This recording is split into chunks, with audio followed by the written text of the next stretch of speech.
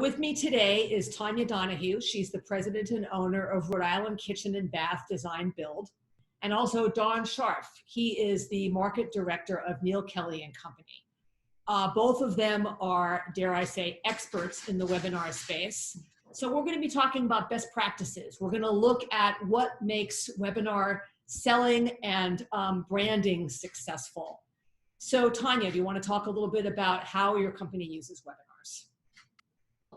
Like many companies, for us in Rhode Island, March 13th was kind of the end of where we had to shut down. And webinars was something that we always had on our list of things to do. And like many of you, I'm sure, are experiencing, it forced us to do things that we hadn't done before. So our first webinar was March 16th. And since then, we've been doing them consistently 3 times a week, different topics, different times a day. And it has evolved over time, and we get better and better every time. That's great. And how about you, Don? Well, for years, remodeling workshops have been kind of a core piece of our marketing efforts. And we typically do those on the second Saturday of the month in person in our design centers. So when everything changed in March, we thought, yeah, let's try to do those as a webinar. And we did our first one in early April. And you know, it's not quite the in-person event, but it has a lot of advantages. We're doing just one for all of our markets, and here in Portland and Seattle, Bend, and Eugene, Oregon. So it's one presentation for homeowners in all those markets. We've been getting great attendance. We've been getting really good engagement and leads out of it. So it's been great for this time frame, but we think it's a tool that we can use going forward as well. So you have that economy of scale, and you also mentioned that you would do the in-person events on Saturdays. Now let's touch a little bit on sort of times and days of webinars. Is that dynamic different if you're like doing it virtually, have you found Saturdays still work the best for attendance?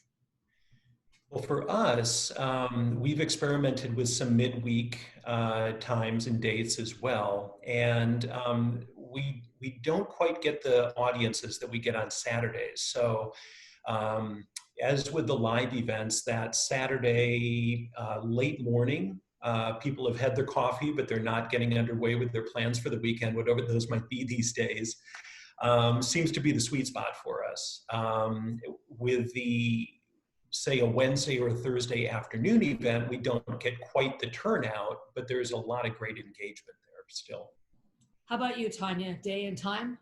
Yeah, very similar situation to Don. It's funny how, you know, even with everything that's going on, we approached it at the beginning of people are home, they're going to be starving for content. And the same, you know, prior to this, very similarly, we were doing in showroom workshops. And we just thought, wow, this would be great. We can have a cocktail hour, we can have a coffee break, we can try all these different things, and people will be so interested in it. But Saturday morning is still the day. So we've kind of converted back. We still will offer something during the week. They're usually a little bit shorter, 30 minutes. And then the Saturdays, we make them more of an in-depth conversation. Got it. Got it. So thinking a little bit about segueing away from like day of the week and thinking about number of people, what have you found to be that sweet spot for how many people should attend a webinar? Yeah, similar to even our in-person workshops that we did, we would cap those at 25 because we felt like it was, in order to give people the attention that they need and get some in-depth conversation going, any more than that made it challenging for us. And the same way with the webinars, we've found that sweet spot to be 15 to 20 people. And we've also changed the dynamic of the moderators, how we're doing it. We find that a team works better.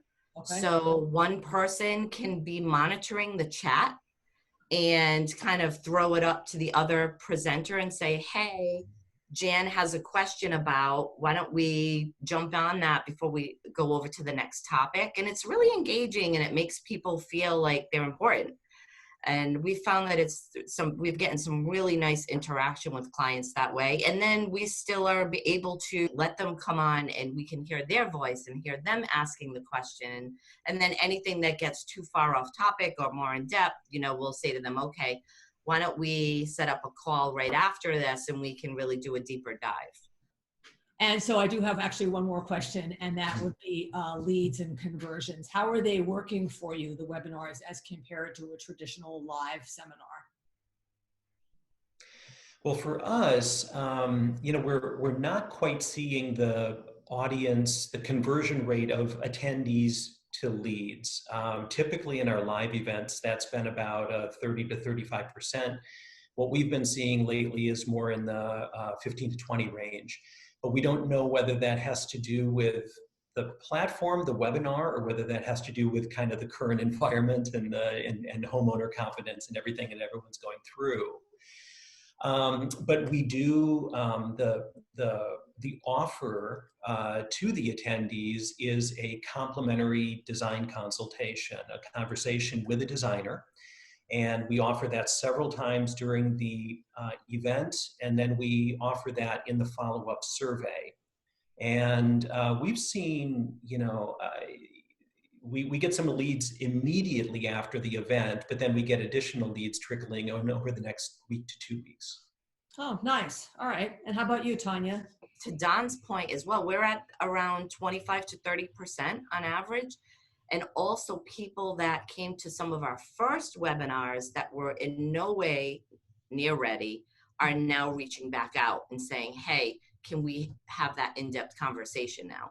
So there's a long tail on some of these webinars. Absolutely, because I think there's something to be said for, we do it in a way that we just want to educate people. At the end of the day, if you leave here smarter than you were at the beginning, and we helped elevate the brand of contractors, that's really our goal. And, I think people see that and respond to that, and hopefully that's what they get out of it.